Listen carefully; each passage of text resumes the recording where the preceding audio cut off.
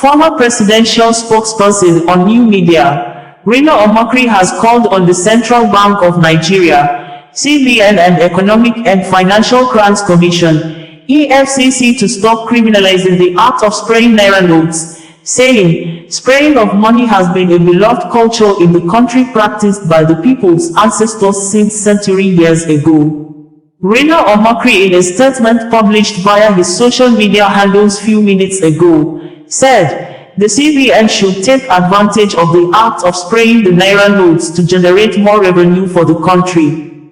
It would be recalled a popular crossdresser, Idris Okuneye aka Bobrisky, was arrested and subsequently sentenced to 6 months jail term with no option of fine for allegations of spraying money, which the EFCC told the court he abused the country legal tender and mutilated.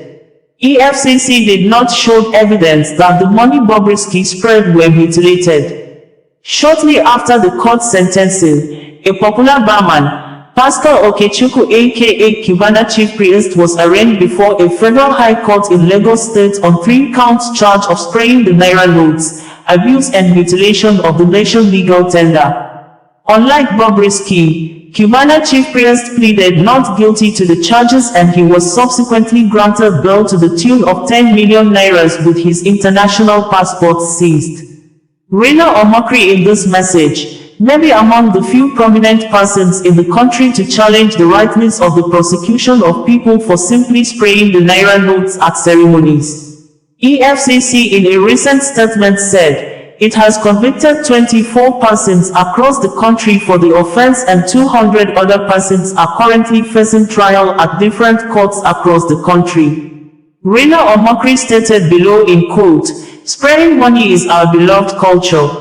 It has been with our ancestors for centuries. Yes, centuries. It is just like the Greek culture of breaking expensive plates during parties and celebrations, or the Formula One tradition of spraying expensive French champagne at celebrations, and even the Jewish culture of smashing costly crystal drinking glasses at weddings. Spraying of an obnoxious custom, neither is it contrary to natural justice or public decency.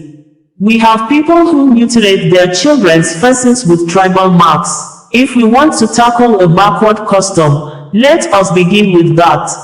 Not spraying of the naira. I can understand that the Central Bank of Nigeria issued an edict outlawing it.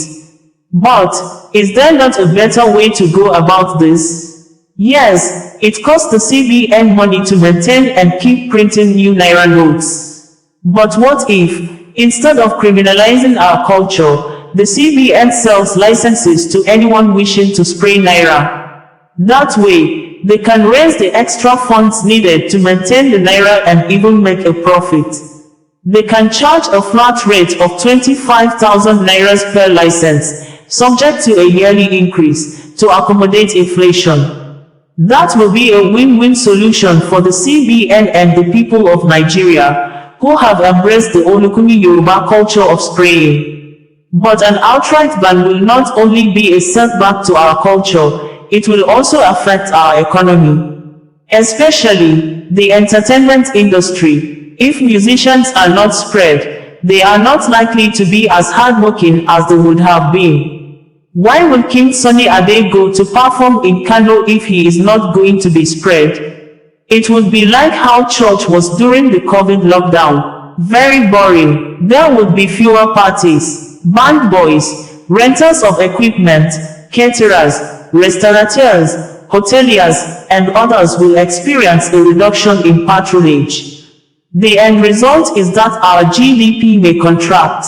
All work and no play makes the GDP grow smaller.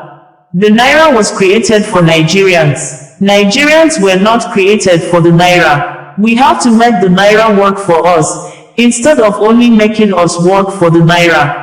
The naira should not be more important than our cultures. Rather, it should help us celebrate our various cultures. Bringing you the news in a more digital way.